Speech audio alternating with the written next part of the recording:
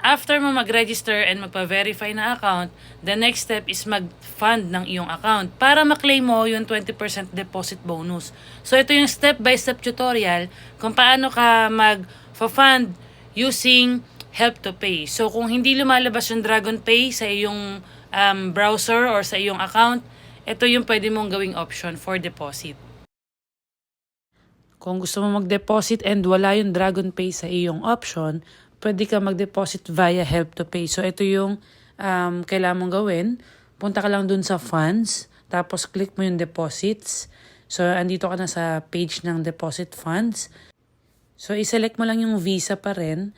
Tapos, make sure na yung trading account mo is yan yun, yung nasa drop down. Tapos, ilagay mo yung amount na gusto mong i-deposit for copy trading. And then, click mo yung next.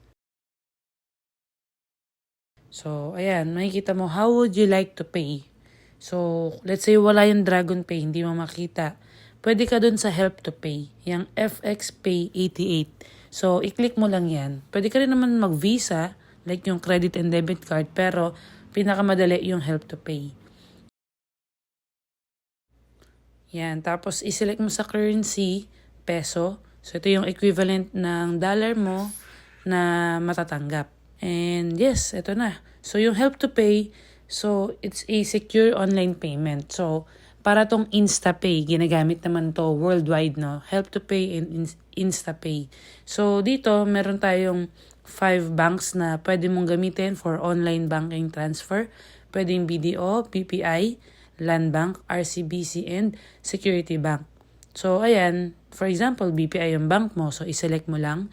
And then, ilagin mo yung iyong online banking dyan.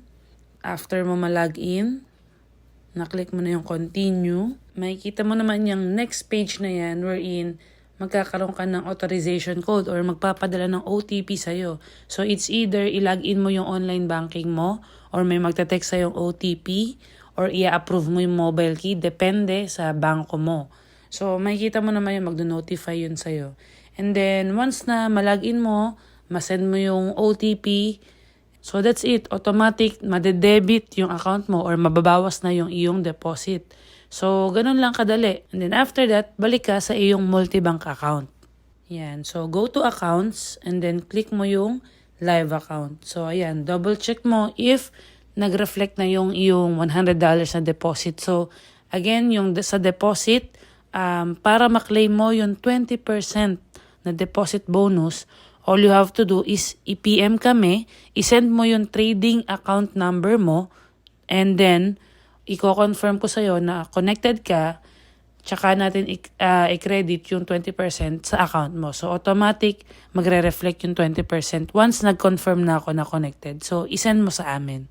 So, that's it.